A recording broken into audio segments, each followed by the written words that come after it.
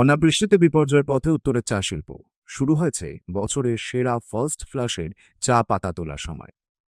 কিন্তু সেপ্টেম্বর থেকে মাঝারি মাপের বৃষ্টি না মেলায় একদিকে যেমন গুণমানে উন্নত পাতা মিলছে না, অন্যদিকে তেমন পোকার আক্রমণে পাতা নষ্ট হতে বসেছে। 6 মাস থেকেই অনাবৃষ্টিতে বিপর্যয়ের পথে উত্তরের চা শিল্প। শুরু হয়েছে বছরের সেরা ফার্স্ট ফ্লাশের চা পাতা তোলার সময়। কিন্তু সেপ্টেম্বর থেকে মাঝারি মাপের বৃষ্টি না মেলায় একদিকে যেমন গুণমানে উন্নত পাতা মিলছে না, অন্যদিকে তেমন পোকার আক্রমণে পাতা নষ্ট হতে বসেছে। কৃত্রিম সেচের ব্যবস্থা করে পরিস্থিতি মোকাবিলার চেষ্টা চললেও জ্বালানি খরচের সঙ্গে পাল্লা দিয়ে উঠতে পারছেন না অনেকেই। চা চাষিদের সূত্রে জানা গিয়েছে, বৃষ্টির অভাবে সমতলে তরাই ডুয়ার্সের চা বাগানে উদ্বেগজনকভাবে রেড স্পাইডার, লুপার, লাল পোকা, গ্রিন ফ্লাই অর্থাৎ সবুজ মাছি, চা মশার উপদ্রব বেড়েছে। পোকা দমনের খরচ বেড়েই চলেছে।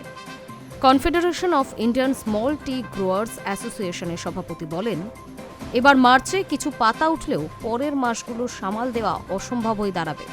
তিনি জানান, গত বছর ফার্স্ট এবং সেকেন্ড ফ্লাশ মার খেয়েছে।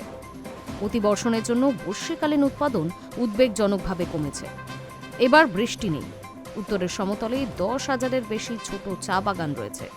তাদের প্রত্যেকের পক্ষে একটানা কৃত্রিম সেচের ব্যবস্থা করা সম্ভব হচ্ছে না। ফলে বাগান শুকিয়ে নষ্ট হচ্ছে। চা চাষিদের সূত্রে জানা গিয়েছে, মার্চে যে পাতা উঠবে সেটাই ফার্স্ট ফ্লাশ, অর্থাৎ মৌসুমের প্রথম চা পাতা। 2 মাস পাতা তোলার কাজ চলবে। কিন্তু এবার কি হবে কেউ বুঝতে পারছেন না, কারণ গাছের বৃদ্ধির জন্য যে রোদ ও বৃষ্টির প্রয়োজন সেটা মিলছে না।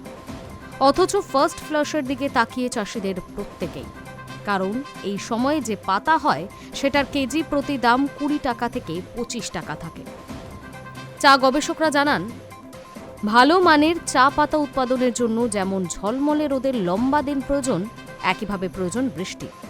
সেটা শুধু মরশুমের শুরুর পাতা উৎপাদনের জন্য নয়, মার্চ থেকে মে মাস পর্যন্ত সেচের জলের যোগানের জন্য বিশেষভাবে দরকার। এবার সেটারই অভাব দেখা দিয়েছে।